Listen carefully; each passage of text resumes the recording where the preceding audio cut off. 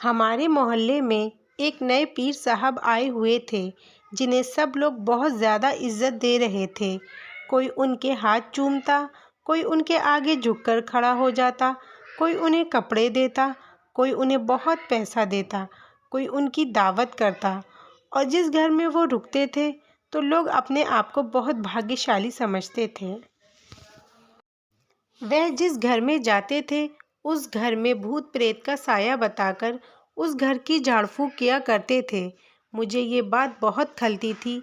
मैं इन बातों में यकीन नहीं करती थी और वो पीर साहब भी मुझे बहुत ज़्यादा ढोंगी लगते थे। मैं अपने घर वालों को समझाती थी कि माँ, ये पीर साहब बहुत ज़्यादा ढोंगी हैं, आप इनकी बातों में ना आएं। लेकिन माँ कहाँ मेरी बातों को समझने वाली। माँ अंधभक्ति में लीन थीं।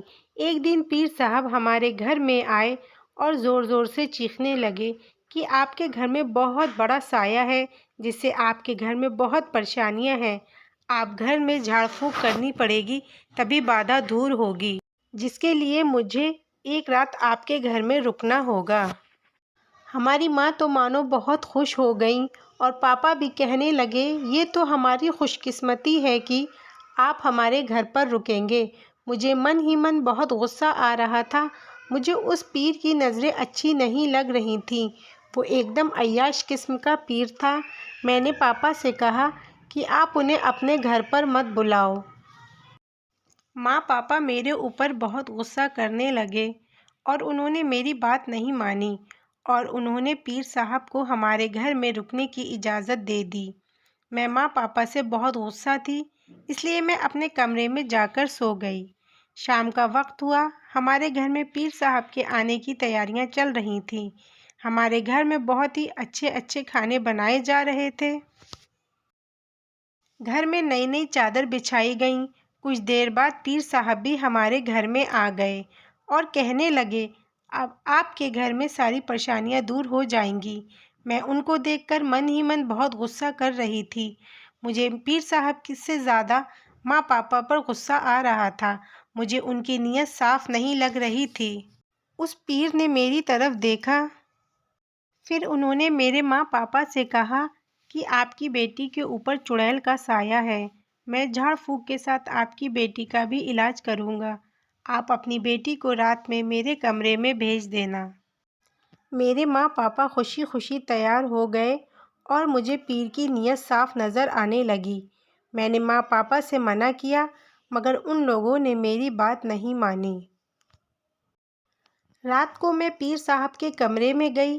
पीर साहब ने मुझे से कहा कि तुम यहाँ लेट जाओ और उन्होंने दरवाज़ा बंद किया।